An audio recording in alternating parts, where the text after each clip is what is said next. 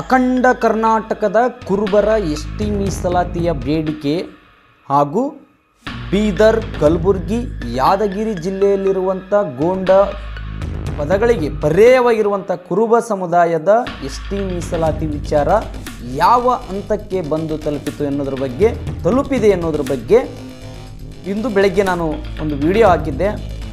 ಹೆಚ್ಚಿನ ಮಾಹಿತಿಯನ್ನು ಸಮಾಜ ತಿಳ್ಕೊಂಡಿದೆ, ಒಳ್ಳೆಯ ರೀತಿಯಿಂದ ಒಂದು ಸ್ಪಂದನೆ ಮಾಡಿದೆ. ಇಲ್ಲಿ ಪ್ರಮುಖವಾಗಿ ಬೀದರ್, ಕಲಬುರಗಿ, ಯಾದಗಿರಿ ಜಿಲ್ಲೆಯಿಂದ ಈ ಒಂದು ಕುರುಬರಿಗೆ ಗೊಂಡ ಪರ್ಯಾಯ ಒಂದು ಸೈನನಮ್ಸ್ ವರ್ಡ್ಸ್ ಸಮಾನಾರ್ಥಕ ಗೊಂಡರೆ ಕುರುಬರು, ಕುರುಬರೆ ಗೊಂಡರೆ ಎನ್ನುವಂಥ ವಿಷಯವನ್ನು ಪ್ರಸ್ತಾಪಿಸಿ ಇತ್ತೀಚೆಗೆ 2014ರಲ್ಲಿ ಇದು ಶಿಫಾರಸ್ಸಾಗಿತ್ತು. ಇವರ ಪ್ರತಿನಿಧಿಯಾಗಿ ಇಲ್ಲಿ ಎಸ್ ಟಿ ಮಾಡಿಸ್ಲಿಕ್ಕೆ ಪ್ರಮುಖವಾಗಿ ರಘುನಾಥ್ ಮಲ್ಕಾಪುರಿ ಅವರು, ಬಂಡೆಪ್ಪ ಕಾಶಂಪುರ್ ಸರ್ ಅವರು ಮತ್ತು ಮಾಳಪ್ಪ ಅಡಸಾರಿ ಅವರು ಜೊತೆಗೆ ಮತ್ತಿತರರು ಇವರು ಒಂದು ಟೀಮು ತೆರಳಿದೆ. ಅದರ ಜೊತೆಗೆ ಅಖಂಡ ಕರ್ನಾಟಕದ ಕುರುಬರ ಎಸ್ ಟಿ ಮೀಸಲಾತಿಯ ಬೇಡಿಕೆಯ ಒಂದು ಶಿಫಾರಸ್ಸು ಕೇಂದ್ರ ಸರ್ಕಾರಕ್ಕೆ ಶಿಫಾರಸ್ಸಾಗುವಲ್ಲಿ ಜಗದ್ಗುರುಗಳ ಜೊತೆಗೆ ಮಹತ್ವವಾದಂಥ ಒಂದು ಪಾತ್ರ ವಹಿಸಿದಂಥ ತಂಡ ಅಂತಂದರೆ ಹಾಲುಮತ ಮಹಾಸಭಾ ತಂಡ. ತಮಗೆ ಗೊತ್ತಿದೆ, ಇಂದು ಬೆಳಗ್ಗೆ ಚರ್ಚೆ ನಡೆಯಿತು. ಕೇಂದ್ರದ 4 ಸಚಿವರು ಆ ಸಮಯದಲ್ಲಿ ಹಾಜರಿದ್ದರು.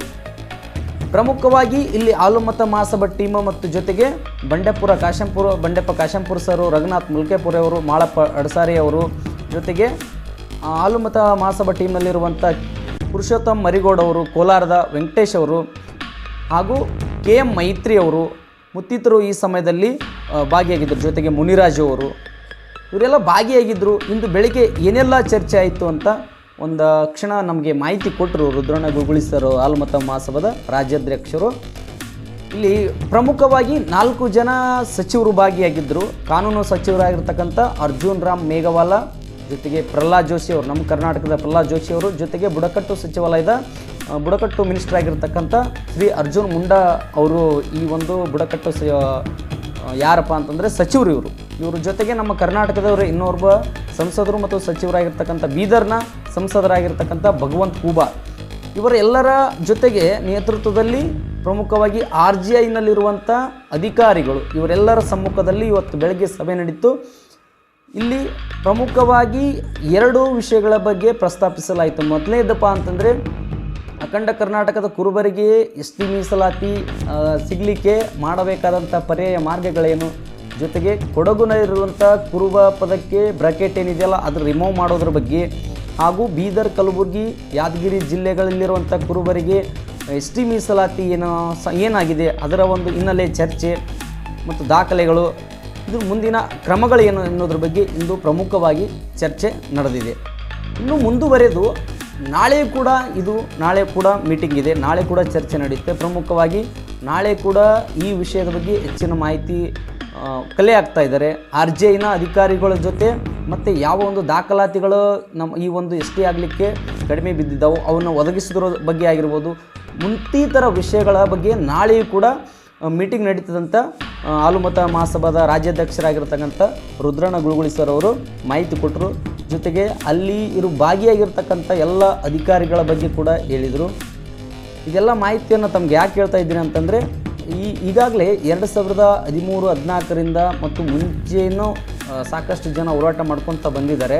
ಸಮಾಜದಲ್ಲಿ ಏನಾಗ್ತಿದೆ ಅನ್ನೋದ ಒಂದು ಸನ್ನಿವೇಶವನ್ನು, ಸಂದರ್ಭಗಳನ್ನು ತಮ್ಮೆಲ್ಲರಿಗೂ ತಿಳಿಸುವಂಥ ಒಂದು ವೇದಿಕೆಯನ್ನು ಈ ಯೂಟ್ಯೂಬ್ ಚಾನಲ್ ಮುಖಾಂತರ ನಾವು ಮಾಡ್ತಾಯಿದ್ದೇವೆ. ಕೆಲವೊಂದು ಗುಪ್ತ ಸಂದೇಶಗಳಿರ್ತವೆ, ಅದನ್ನು ನಾವು ಹೇಳೋಕ್ಕಾಗಲ್ಲ. ಸಮಾಜದ ಮೀಸಲಾತಿ ವಿಚಾರ ಅಂತಂದರೆ ಸೂಕ್ಷ್ಮವಾದಂಥ ವಿಚಾರ, ಅದನ್ನು ಹೇಳೋದು ಇಲ್ಲಿ ಆಗೋದಿಲ್ಲ. ಏಕೆಂತಂದರೆ ಅವು ಇನ್ನೊಬ್ಬರ ಒಂದು ಕಮ್ಯುನಿಟಿಗೆ ಆಗಿರ್ಬೋದು, ಒಂದು ರಿಲಿಜನ್ಸ್ಗೆ ಆಗಿರ್ಬೋದು ಸಮಸ್ಯೆ ಆಗಬಾರ್ದು, ಇಲ್ಲಿ ಕಲವು ಉಂಟಾಗಬಾರ್ದು ಅನ್ನೋ ಉದ್ದೇಶದಿಂದ ಕೆಲವೊಂದು ವಿಚಾರಗಳನ್ನು ಈ ಸಮಯದಲ್ಲಿ ಹೇಳೋಕ್ಕೆ ಬಯಸೋದಿಲ್ಲ. ಮುಂದೆ ನಿಮಗೆ ಮೀಸಲಾತಿ ವಿಚಾರ ಯಾವ ಹಂತದಲ್ಲಿ ಹೋಗ್ತಾ ಇದೆ, ಏನಾಗ್ಬೋದು ಅನ್ನೋದ್ರ ಬಗ್ಗೆ ನಾನು ಮಾಹಿತಿಯನ್ನು ತಿಳ್ಕೊಂಡು ಯೂಟ್ಯೂಬ್ನಲ್ಲಿ ಹಾಕ್ತಾ ಇರ್ತೇನೆ. ತುಂಬ ಜನ ನನಗೆ ವಾಟ್ಸಪ್ನಲ್ಲಿ ಮಾಹಿತಿ ಕೇಳಿದರು, ಅದರಿಂದ ಪ್ರತಿಕ್ರಿಯೆ ಕೊಡೋಕ್ಕಾಗಲಿಲ್ಲ. ತುಂಬ ಜನ ಮಾಡಿದರು.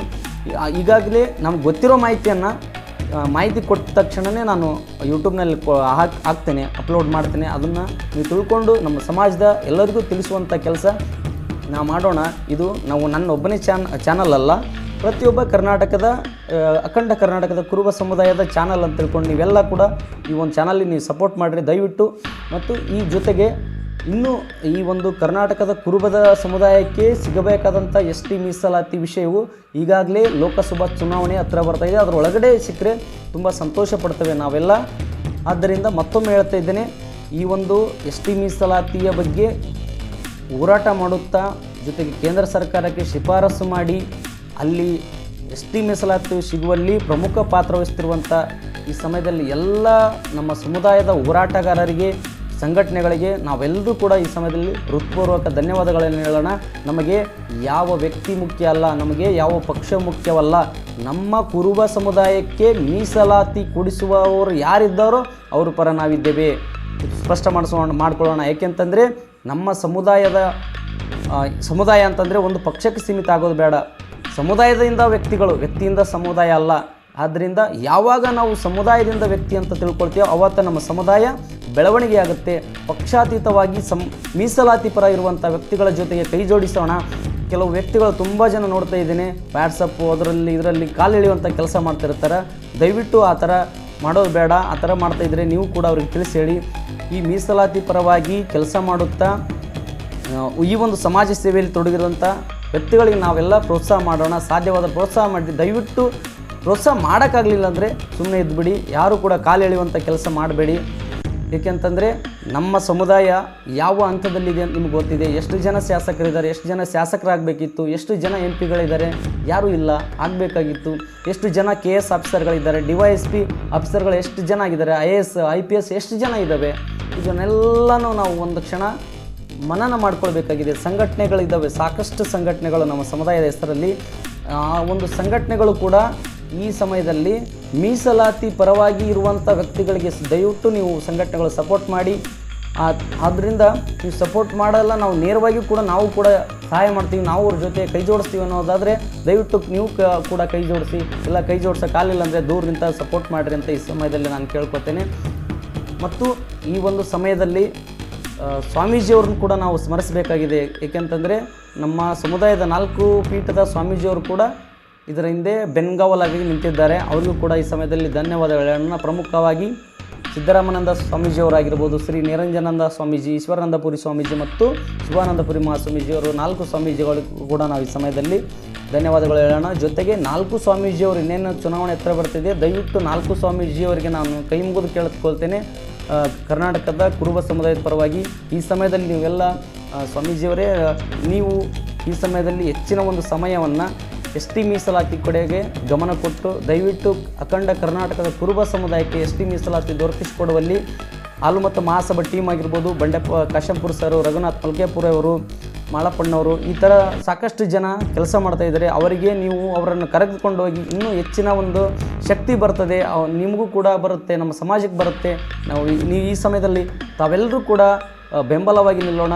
ಸ್ವಾಮೀಜಿಯವರ ಜೊತೆ ಸಮಾಜ ಇದೆ, ಸಮಾಜ ಜೊತೆ ನೀವಿದ್ದೀರಾ. ಆದ್ದರಿಂದ ಎಲ್ಲರೂ ಕೂಡ ಈ ಸಮಯದಲ್ಲಿ ಮತ್ತೆ ಹೇಳ್ತಾ ಇದ್ದೀನಿ, ನನಗಂತೂ ನಂಬಿಕೆ ಇದೆ, ನಮ್ಮ ಸಮುದಾಯಕ್ಕೆ ನಂಬಿಕೆ ಇದೆ. ಕರ್ನಾಟಕದಲ್ಲಿರುವಂಥ ಕುರುಬ ಸಮುದಾಯಕ್ಕೆ ಮೀಸಲಾತಿ ಸಿಕ್ಕೇ ಸಿಗುತ್ತೆ. ಇಂದಲ್ಲ ನಾಳೆ ಸಿಕ್ಕೇ ಸಿಗುತ್ತೆ. ಇವತ್ತೇ ಸಿಕ್ಕರೆ ತುಂಬ ಸಂತೋಷ ಪಡೋಣ. ಆದ್ದರಿಂದ ಇಂದಿನ ವಿಷಯವನ್ನು ಒಂದೇ ಮಾತಿನಲ್ಲಿ ಹೇಳೋದಾದರೆ ಸಿಗುತ್ತದೆ ಅನ್ನುವಂಥ ಭರವಸೆ ಇನ್ನೂ ಹೆಚ್ಚಾಗಿದೆ. ಏಕೆಂತಂದರೆ ಸಕಾರಾತ್ಮಕವಾಗಿ ಬೆಳವಣಿಗೆಗಳು ನಡೀತಾ ಇದ್ದಾವೆ. ಇನ್ನು ಹೆಚ್ಚಿನ ಮಾಹಿತಿ, ಏಕೆಂತಂದರೆ ಒಂದು ಸಮುದಾಯ ಎಸ್ ಟಿ ಪಟ್ಟಿಗೆ ಸೇರ್ಪಡೆ ಆಗಬೇಕಾಗಿತ್ತಂದರೆ ಕಾನೂನಾತ್ಮಕ ಒಂದು ಚೌಕಟ್ಟಿದೆ. ಆ ಚೌಕಟ್ಟಿನಲ್ಲೇ ಮಾಡಬೇಕಾಗುತ್ತೆ. ಭೌಗೋಳಿಕ ಒಂದು ಲಕ್ಷಣಗಳು ಇದ್ದಾವೆ, 5 ಲಕ್ಷಣಗಳು ಹೊಂದಿರಬೇಕಾಗುತ್ತೆ. ಜೊತೆಗೆ ಲೋಕೂರು ಸಮಿತಿ ಅಂತಿದೆ. ಆ ಲೋಕೂರು ಸಮಿತಿಯ ಪ್ರಕಾರ ಬುಡಕಟ್ಟು ಲಕ್ಷಣ ಇರುವಂಥ ಒಂದು ಸಮುದಾಯಕ್ಕೆ ಎಸ್ ಟಿ ಕೊಡಲಿಕ್ಕೆ ಸಾಧ್ಯ ಆಗುತ್ತೆ. ಆದ್ದರಿಂದ ನಾವು ಬುಡಕಟ್ಟು ಸಮುದಾಯ, ನಾವು ಆ ಲಕ್ಷಣಗಳನ್ನೆಲ್ಲ ಹೊಂದಿದ್ದೇವೆ. ನಾವು ಮೂಲತಃ ಈ ಭಾರತ ದೇಶದ ಮೂಲ ನಿವಾಸಿಗಳು. ನಮ್ಮದೇ ಆದಂಥ ಸಂಸ್ಕೃತಿ, ನಮ್ಮದೇ ಆದಂಥ ಪರಂಪರೆ ಇದೆ. ಆದ್ದರಿಂದ ಈ ಸಮಯದಲ್ಲಿ ನಾವೆಲ್ಲ ಅರಿತುಕೊಂಡು ಮೀಸಲಾತಿ ಬಗ್ಗೆ ಹೆಚ್ಚಿನ ವಿಚಾರಗಳನ್ನು ತಿಳ್ಕೊಂಡು ಸಮುದಾಯದ ಕಟ್ಟಕಡೆಯ ಕುರುಬ ಸಮುದಾಯದ ವ್ಯಕ್ತಿಗೂ ಕೂಡ ಮೀಸಲಾತಿ ವಿಚಾರಗಳನ್ನು ತಿಳಿಸೋಣ. ಎಲ್ರಿಗೂ ನಮಸ್ಕಾರ, ಧನ್ಯವಾದಗಳು. ಜೈ ವೀರಣ್ಣ, ಜೈ ಮಾಳಣ್ಣ, ಜೈ ಕನಕ, ಜೈ ರಾಯಣ್ಣ. ನಮಸ್ಕಾರ.